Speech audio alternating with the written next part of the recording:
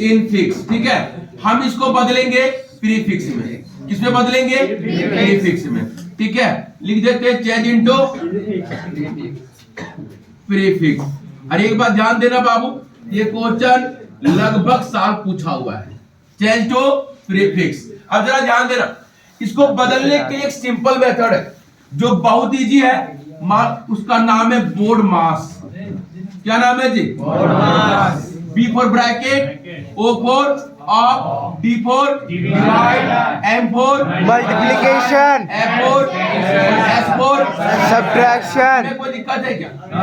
नहीं ना, बस यहाँ पे हल्का सा लॉजिक लगाना कि ब्रैकेट के बाद पावर का काम होता है, बाकी सब सेम रहेगा। ब्रैकेट के बाद हमारा ऑफ है ना बाबू, तो ऑफ को थोड़ा देर के लिए भूल जाओ। ब्रैकेट के बाद पावर, उसके बाद भी तो अपना ऑफ ले लो, डिवाइड ले लो, मल्टीप्लाई ले लो, ऐड ले लो और सब्ट्रैक्ट ले लो। किसमें कोई प्रॉब्लम है? No sir. कोई दिक्कत है? कोई दिक्कत बताए? अब एक बात हमको बताओ कि यहाँ पे सबसे पहले किसका काम होना चाहिए? ब्रैकेट का। किसका? ब्रैकेट का। अब जरा देखना, ए प्लस बी है ना, बदलना किसमें? तो प्रीफिक्स इधर जाएगा या फिर इस साइड जाएगा?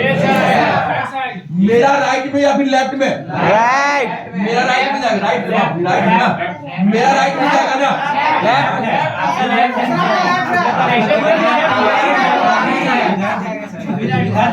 मेरा लेफ्ट की राइट? लेफ्ट। राइट नहीं, राइट राइट किधर है? इधर हो रहा है।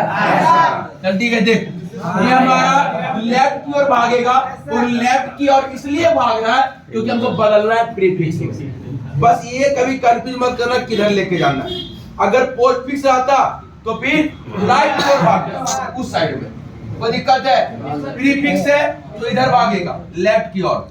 कोई दिक्कत? कोई दिक्कत? लेफ्ट का नहीं मतलब ऐसे रहेगा तब। कोई दिक्कत है? प्रीफिक्स किधर भागेगा? इधर भागेगा।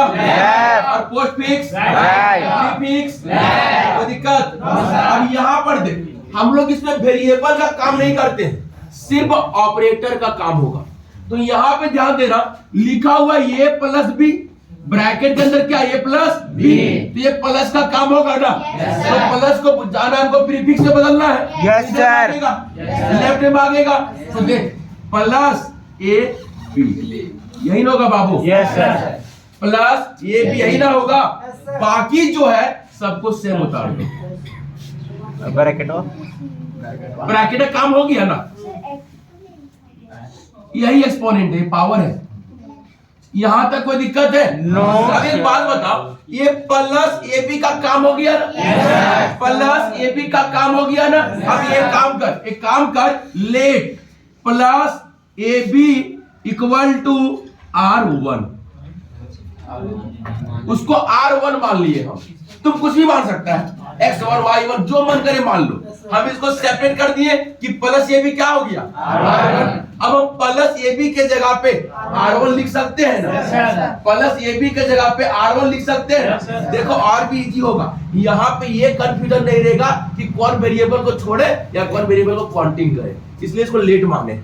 क्या मान लिए? Plus A B equal to R1। यहाँ पर लिखते हैं ना, क्या हो जाएगा? R1 इंटू सी डिवाइड डी प्लस ई एक्सपोनेंट एफ डिवाइड जी। अब ब्रैकेट का काम हो गया ना, अब किसका काम होगा? एक्सपोनेंट का। ठीक है, तो R1 का R1 रहेगा, मल्टीप्लाई का मल्टीप्लाई, सी का सी, डिवाइड का डिवाइड, डी का डी, प्लस का प्लस। अब देख यहाँ पर एक्सपोनेंट है ना, एक्सपोनेंट यहाँ पर है ना, बदलना किसमें बाबू? प्रीफिक्स में। बदलना किसमें है? तो प्रीफिक्स किधर जाएगा? लेफ्ट की राइट? लेफ्ट की ओर जाएगा। कोई दिक्कत? अब यहाँ से एक्सपोनेंट को उठाओ और ई के पहले रख दो। Yes sir. तो देख क्या हो जाएगा? एक्सपोनेंट ई एफ डिवाइड ई। अब एक बात बताओ ईमानदारी से, यहाँ पे अभी हम लोग किसका काम किए? Exponent E F, exponent E F. अब एक काम करना, let exponent E F equal to R2। देखना कितना इजी लगेगा। अब क्या होगा एक्सप्रेशन बताओ। R1 multiply C divide D plus इसका वैल्यू क्या है पूरा इसका वैल्यू क्या है पूरा R2। तो क्या लिख देंगे हम लोग R2 डिवाइड जी। कोई तकलीफ? अब किसका काम होगा डिवीजन का। डिवाइड। तो डिवाइड देख R1 के पास जो डिवाइड है ना पहले इसका काम कर लो। कोई तकलीफ? कोई तकलीफ? अब देख क्या करेंगे, ये R1 का R1 रहेगा रहेगा ना बाबू। मल्टीप्लाई का तो काम नहीं कर रहे हम लोग अभी, तो मल्टीप्लाई का मल्टीप्लाई रह जाएगा। हम लोग डिवाइड का ना काम कर रहे हैं, डिवाइड का ना काम कर रहे हैं। तो ये डिवाइड यहाँ पर है, हमको बदलना है प्रीफिक्स में, तो किधर भागेगा लेफ्ट की ओर। ये डिवाइड को यहाँ से उठा दो और पहले ले आओ और क्या कर दो प्लस R2 का R2 डिवाइड का डिवाइड और जी का जी। यहाँ बता किसका काम किया डिवाइड सी और डी। अब एक काम कर, यहाँ मान लो let divide C D equal to R। कोई दिक्कत? अगर डिवाइड सी डी का मान R3 है तो यहाँ पे हम R3 पुट कर सकते हैं ना, पुट करते हैं R1 multiply divide C D का वैल्यू है बाबू R3 प्लस R2 का R2 डिवाइड जी। कोई तकलीफ? अब देख ये डिवाइड सॉरी मल्टीप्लाई का काम होगा, नहीं डिवाइड बचा हुआ है ना, डिवाइड का काम होगा। तो ये डिवाइड यहाँ पर है ना, यहाँ पे है ना, तो पहले इधर सब लिख R1 मल्टीप्लाई R3 प्लस सुनना सुनना ये डिवाइड का काम होगा।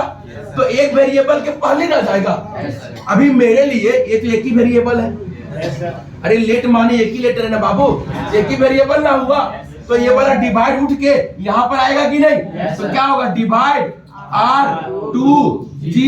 अब यहाँ पर देख किसका काम हुआ डिवाइड R2 जी। अब कर ले divide R2 ji equal to R4। किसका काम बचा मल्टीप्लाई और तो पहले किसका काम होगा मल्टीप्लाई का होगा ना। ठीक है देख पहले काम करते हैं ना, इसका वैल्यू इसको पुट कर लेते हैं, इसका वैल्यू इसको पुट करते हैं। देख R1 का R1 मल्टीप्लाई R3 का R3 प्लस देख डिवाइड R2 जी का वैल्यू कितना, तो क्या लिख देंगे सीधा यहाँ पे। क्या यहाँ तक कोई तकलीफ लग रहा है? No sir. ये और भी सेपरेट करते जाता है, लास्ट में जो वैल्यू आएगा ना खाली पुट कर दें काम खत्म हो जाएगा। कोई दिक्कत है? अब देख क्या करेंगे, यहाँ क्या बच गया मल्टीप्लाई और, तो पहले किसका काम मल्टीप्लाई का ना होगा बाबू।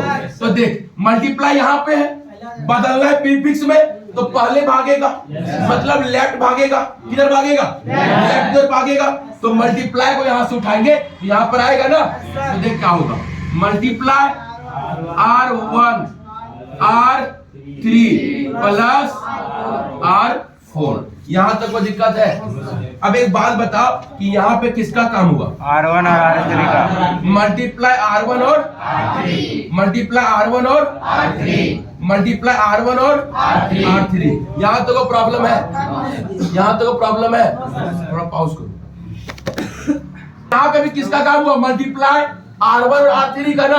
अब एक काम कर इसको लेट कर, late multiply R1 R3 equal to R5 लिख रहे ऊपर लिख रहे हैं R5 हो गया। यहाँ तक कोई तकलीफ है? अब यहाँ पर देखना बाबू कि मल्टीप्लाई R1 R3 का वैल्यू क्या पुट कर सकते हैं R5 पुट कर सकते हैं ना। चल देख पुट करते हैं मल्टीप्लाई R1 R3 के जगह पे तो क्या बचेगा R5 plus R4।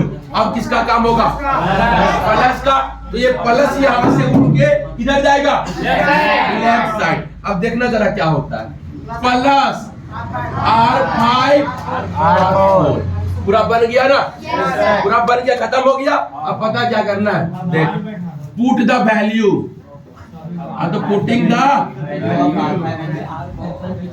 Value of R1 R2 R3 R4 and R5। क्या पुट नहीं कर पाएगा? देख करेंगे पुट क्या है पुट प्लस R5 R4। चल ठीक है देखना प्लस का प्लस हो गया R5 कहाँ है? तो R5 का वैल्यू क्या है? मल्टीप्लाई R1 और R3। R4 का क्या हो जाएगा? एक काम कर, R4 का वैल्यू पुट करना, उसमें क्या करना? R4 का वैल्यू बोल, डिवाइड R2G। कोई दिक्कत इसमें किसी को? अब देख, प्लस का प्लस, मल्टीप्लाई का मल्टीप्लाई, R1 का मान कहाँ है? R1 का मान क्या? प्लस AB, तो प्लस AB। यहां तक कोई तकलीफ है? उसके बाद क्या है? R3 का मान बोल, डिवाइड CD। कोई दिक्कत? फिर क्या है? तो डिवाइड का डिवाइड, अरे डिवाइड का डिवाइड। R2 का मान बोल, R2 एक्सपोनेंट EF। फिर क्या है? G का G। हो गया आंसर। क्या डिफिकल्ट लगा यार? ज्यादा शॉर्टकट ढूंढोगे तो डिफिकल्ट लगेगा, लॉन्ग कट बनाओ बहुत मजा आएगा। अरे लंबा गया मानते हैं, लेकिन इजी लगा ना। अगर कोई टीचर कॉपी भी चेक करेगा ना, अगर कोई टीचर कॉपी भी चेक करेगा, उस समझ जाएगा बच्चा कॉन्सेप्ट के साथ बनाया है। फिर नंबर देना उसका हक नहीं, उसका मजबूरी हो जाएगा। क्या बोले, समझ में आया? कोई दिक्कत है? चल ठीक है, उतार इसको फटाक।